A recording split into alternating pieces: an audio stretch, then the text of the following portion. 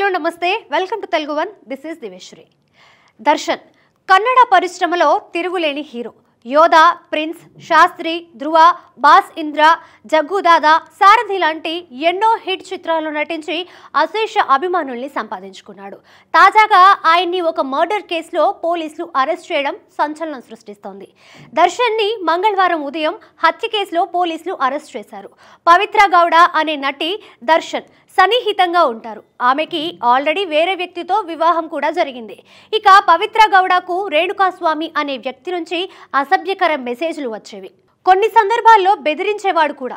దీంతో ఆ విషయాన్ని దర్శన్కు చెప్పడంతో కొంతమందికి డబ్బులు ఇచ్చి దర్శనే రేణుకాస్వామిని మర్డర్ చేయించినట్లు తెలుస్తోంది. ఈ మర్డర్ కేసులో పోలీసులు కొంతమందిని పట్టుకున్నారు. దర్శన్ చంపమంటేనే చంపామని వాళ్ళు చెప్పినట్లు తెలుస్తోంది. ఈ కేసుకి సంబంధించి మొత్తం 9 మందిని అరెస్ట్ చేశారని సమాచారం.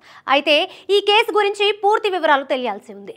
దీనిపై దర్శన్ కానీ అతని ఫ్యామిలీ కానీ ఇంకా ఎవరూ స్పందించలేదు. దర్శన్ను మైసూర్ ఫామ్ హౌస్ లో ఉండగా అరెస్ట్ చేసినట్లు సమాచారం.